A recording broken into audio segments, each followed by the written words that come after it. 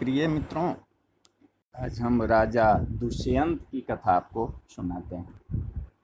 श्री सुखदेव जी बोले कि हे राजा परीक्षित, अब मैं तुम्हें उन महाराज पुरु की वंशावली सुनाता हूँ जिनकी कृपा से सब जातियों में श्रेष्ठ ब्राह्मण जाति की उत्पत्ति हुई और जिस वंश में आप जैसे श्रेष्ठ क्षत्रिय राजा उत्पन्न हुए। हे महाराज, पुरु के पुत्र जन्मेजय हुए और उनके प्रवीर नाम का पुत्र उत्पन्न हुआ।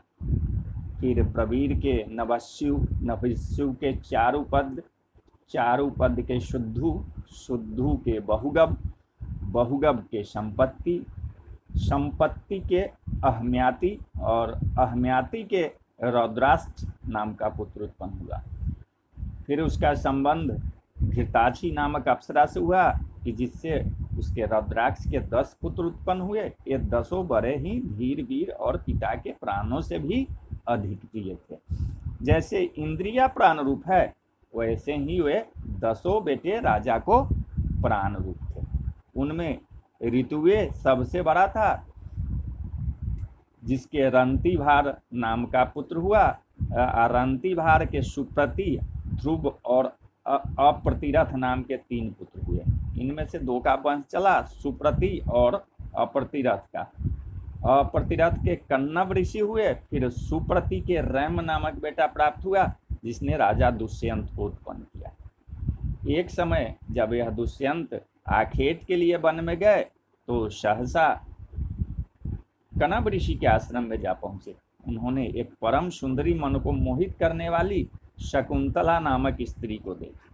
उसे देखते ही राजा का मन उसके बस में न रहा और उसके रूप सौंदर्य पर विमुग्ध हो ऐसे कामातुर हो गए कि उसके निकट जाकर बोले कि हे कमल की सी नेत्र वाली सुंदरी, तुम किसकी कन्या हो? इस गहन वन में वास का तुम्हारा क्या प्रयोजन है? मेरे देखने से तो तुम कोई राजकन्या सी मालूम पड़ती हो। बोलो तुम्हारी क्या इच्छा है, तुम क्या चाहती हो? शकुंतला ने कहा कि राजन, मैं विश्वामित्र की कन्या मेनका अप्सरा के पेट से उत्पन्न हुई हूँ। मेरी माता मुझे उत्पन्न कर यही ऋषि के पास छोड़कर स्वर्ग को चली गई। तब से मैं यहाँ ऋषि के आश्रम में रहकर पली हूँ। मेरे जन्म का सब विस्तृत वृत्तांत कनव ऋषि भली भांति जानते हैं। मैं भी उनसे सुनकर आपसे जितना कहती हूँ इतना ही जानती हूँ। परंतु हे राजन, अब आप बतलाइए कि यहाँ मैं आपकी क्या सेवा करूँ। आप यहाँ बैठिए, यह आश्रम आप ही का है और यहाँ जो भी सेवा सत्कार की सामग्री प्राप्त हो उसे अपनी ही समझकर स्वीकार कीजिए। जितने दिन तक आप चाहे यहाँ विश्राम करें। शकुंतला की इस कथन को सुनकर राजा दुष्यंत का मन और भी प्रसन्न हो गया। उन्होंने कहा, देवी, इसमें संदेह नहीं कि तुमने अपने वंश की उत्तमता प्रकट करने में कुछ भी कसर नहीं की है। कुशिक वंश के लिए योग्य ही वचन तुमने कहा है। राजा कुशध्वज के वंशजों का कहना ही क्या है। एक से एक धीर वीर और वीरांगनाएं हो गई है। इतिहास साक्षी है कि इस वंश की राजकन्याएं अपने योग्य पति को स्वयं ढूंढ लेती है। शकुंतला ने कहा, ठीक है, आपने यह सत्य ही कहा है। मैं आपकी इस बात का समर्थन करती हूँ। आइए, मैं भी आपको अपना पति वरण करती हूँ। आज से आप मेरे स्वामी प्राणनाथ और भर्ता हुए। हे राजन परीक्षित, ऐसा कहकर विदुषी शकुंतला ने राजा दुष्यंत के साथ गंधर्व रीति से अपना विवाह किया और राजा ने उसे सहर्ष स्वीकार किया। उस समय देश की प्रथा ऐसी ही थी। निदान राजा दुष्यंत को वैसा स्वीकार करने में कुछ भी विलंब और सोच विचार नहीं हुआ। यह उन्होंने उचित ही किया। इसके पश्चात उन्होंने उस वनवासिनी शकुंतला में, जिसे उन्होंने अपने कुछ ही क्षण पूर्व अपनी सहधर्मिणी स्वीकार किया था, अपना वीर्य स्थापन किया और दूसरे दिन प्रातःकाल ही वहां से उठकर अपने नगर को चले गए। 9 महीने के पश्चात शकुंतला ने एक पुत्र प्रसव किया, जिसका नाम भरत पड़ा। इसका जात संस्कार स्वयं कनव ऋषि ने किया था और वह भरत नाम का पुत्र इतना बली था कि अपने बाल्यकाल में ही शेर को पकड़कर उसके साथ खेलता रहता था। महर्षि कनभ और माता शकुंतला उसके बल पौरुष को देखकर बारंबार मगन होती रहती थी। जब बालक कुछ बड़ा हुआ तब उसे साथ लिए हुए शकुंतला राजा दुष्यंत के घर गए। दुष्यंत को लोकापवाद का भय हुआ, उन्होंने शकुंतला को अपनी पत्नी बनाने से इनकार कर दिया। शकुंतला के शोक का अंत न रहा, उसने राजा से बहुत प्रार्थना की। कनभ ऋषि के चेलों ने भी जाकर समझाया, परंतु राजा किसी प्रकार भी उस निर्दोष स्त्री को ग्रहण करना स्वीकार नहीं किया। तब अन्याय हो रहा है ऐसा देखकर देवताओं में खलबली मच गई और उन्होंने माने देवताओं ने यह आकाशवाणी सुनाई कि हे दुष्यंत, तुम यह क्या कर रहे हो? जिसे तुमने एक बार अपनी स्त्री बनाया, उसमें गर्भ स्थापित किया, उसे अब अस्वीकार क्यों कर रहे हो? यह बालक तुम्हारा है।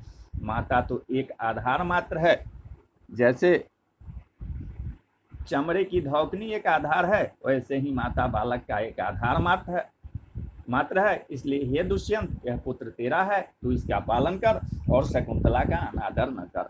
ब्रज के द्वारा कुल को बढ़ाने वाला बेटा नरक से पिता को निकालता है। फिर जो शकुंतला ने कहा कि इस गर्भ का स्थापन करने वाला तू ही है, वह सत्य ही है। हे परीक्षित, जब देवताओं ने ऐसी आकाशवाणी सुनाई तो उसे सुनकर दुष्यंत ने दोनों माँ बेटों को स्वीकार किया।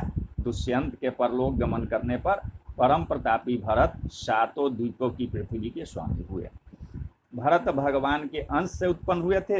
इनकी महिमा ऋग्वेद में गाई गई है। इनके दाहिने हाथ में चक्र का चिन्ह था और पैरों में कमल की रेखा थी। उन चक्रवर्ती भरत ने सामंतेय ऋषि को पुरोहित बनाकर श्री भागीरथी के तट पर क्रमशः 55 अश्वमेध यज्ञ किए और यज्ञ द्वारा भगवान वासुदेव की पूजा करके बहुत सी दान दक्षिणा दी।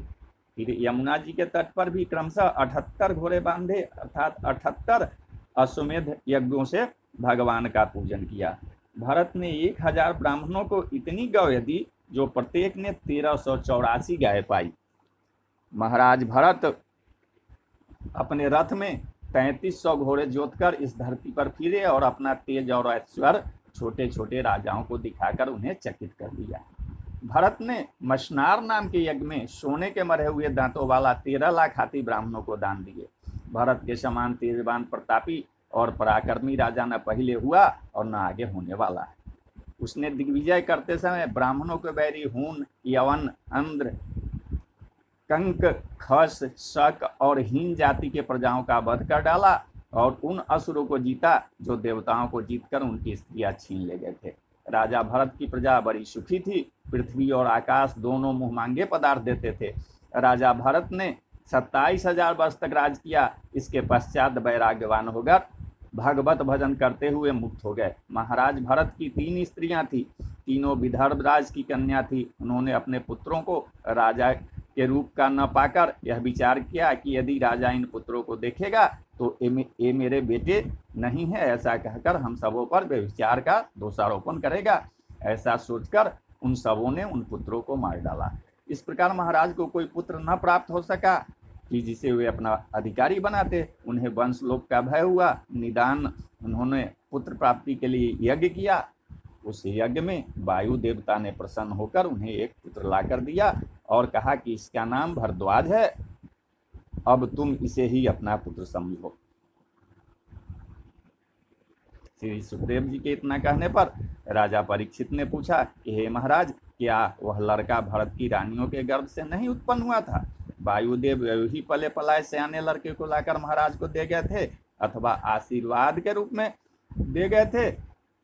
जो बात हो कृपा कर मुझे बताइए। सुखदेव जी ने कहा, नहीं, यह बात ऐसी है कि एक समय बृहस्पति ने अपने उत्थान नामक भाई की ममता नामक की गर्भवती स्त्री के साथ भोग किया। तब उसके पेट से जो बालक था रोया, क्योंकि एक बालक के रहते दूसरे बालक के लिए बीज स्थापन का स्थान नहीं था। गर्भस्थ बालक को तकलीफें हो रही थी।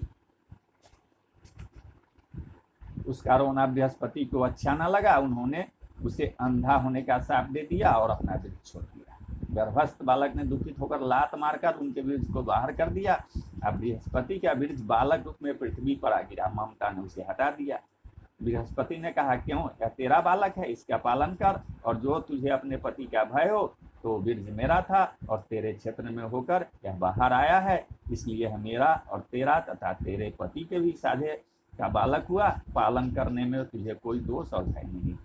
परंतु ममता ने उसे नहीं स्वीकार किया और उस नवजात शिशु को वही छोड़कर चली गई। बृहस्पति भी क्या करते, बिना माता के बच्चे का पालन करना उनके लिए कठिन ही था। निदान वे भी उस बालक को वही छोड़कर चले गए। आकाशचारी वायु देवता से यह देखा न गया और उन्होंने जाकर उस बालक को उठा लिया और ले जाकर उसे अपनी गगन गुफा में रख पालन पोषण कराने लगे। बड़ा होने पर उन्होंने वायु ने उसका नाम भारद्वाज रखा। वह व्यभिचार से उत्पन्न हुआ था, इसी कारण ममता ने उसका पालन करने से इनकार किया था। परंतु जब देवताओं ने देखा कि अब भरत वंश का लोप हो रहा है, तब उसी भरद्वाज नामक पुत्र को ला कर दिया और भरत वंश की रक्षा हुई। वह बृहस्पति के वृक्ष से उत्पन्न हुआ था, इस कारण उसका नाम वितथ भी प्रसिद्ध था। तो बोलिए जय श्री कृष्ण, जय श्री कृष्ण।